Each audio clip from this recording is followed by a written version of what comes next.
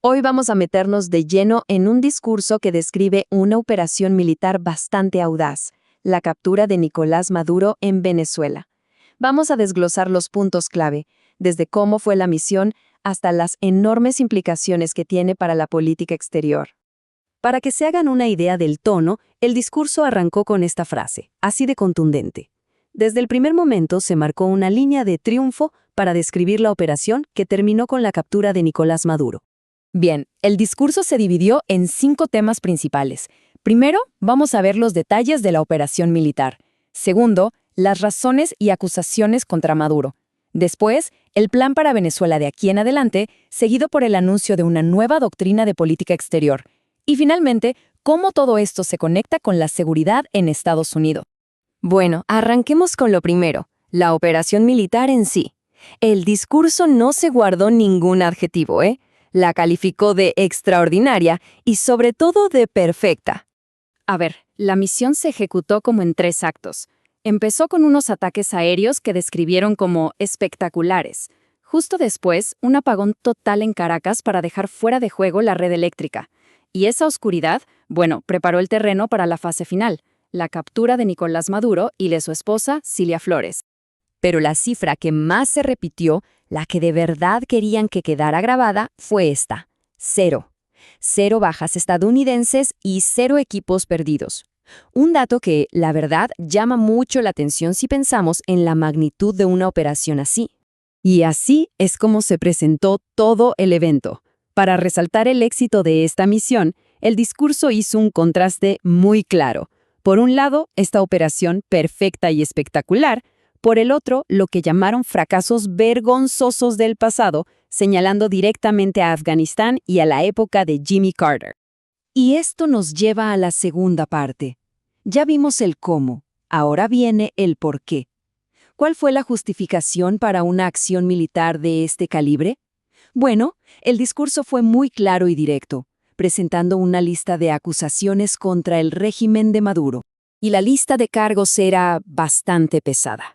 Se acusó a Maduro de llevar a cabo una campaña de narcoterrorismo, de ser el líder del cartel de los soles, de mandar pandillas para sembrar el terror en Estados Unidos, de confiscar activos petroleros y, finalmente, de vaciar sus cárceles para mandar criminales a través de la frontera. Pero para que estas acusaciones no fueran solo palabras, el discurso usó una anécdota muy específica y muy emotiva. Se contó el caso de Jocelyn, una niña de 12 años de Houston, para ponerle un rostro humano a la amenaza y al tipo de violencia que, según se argumentó, era resultado directo de las acciones del régimen. Entonces, después de una operación así, la pregunta del millón es: ¿y ahora qué? ¿Qué va a pasar con Venezuela? La tercera parte del discurso se dedicó precisamente a responder eso, el plan para el futuro del país. Aquí se anunció algo clave, que Estados Unidos iba a tomar un rol directo, afirmando que gestionaría el país por un tiempo.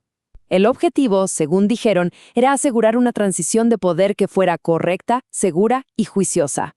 Sobre todo para la industria petrolera, el discurso pintó un antes y un después muy claro. El antes, con Maduro, era un sistema fallido.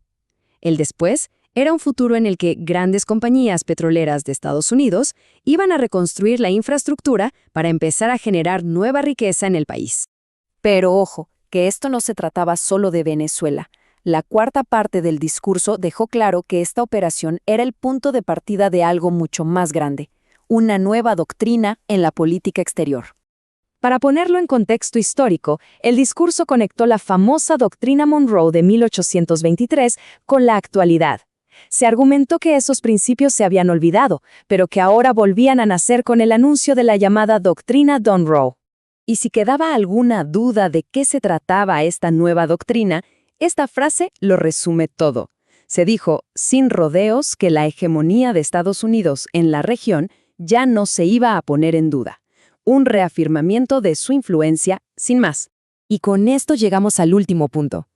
Aquí es donde el discurso conectó toda esta operación internacional directamente con la seguridad interna, con lo que pasa en las calles de Estados Unidos. El vínculo que se estableció fue muy directo. Se afirmó que las pandillas enviadas por Maduro eran las responsables de crímenes violentos como torturas y ataques contra mujeres y niños en varias comunidades estadounidenses. Y para respaldar esta conexión, el discurso dio una estadística muy potente.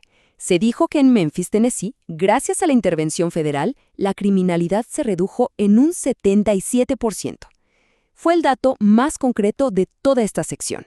El discurso después comparó los resultados en diferentes ciudades.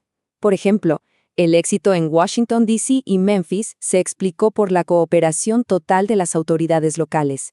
En cambio, en Chicago, el resultado fue limitado, según el discurso, por una falta de colaboración de un liderazgo que fue calificado como un desastre. El cierre fue una advertencia. Una advertencia muy clara y directa, no solo para criminales, sino también para otras naciones. Se usó esta frase para dejar bien claro que acciones como esta podrían repetirse. Y con esto cerramos el análisis. Como vemos, este discurso fue mucho más que el recuento de una operación militar. Fue la proyección de una nueva visión de poder. Y claro, esto nos deja con una pregunta flotando en el aire. ¿Cuál es el mensaje que se está enviando al resto del mundo? Gracias por acompañarnos.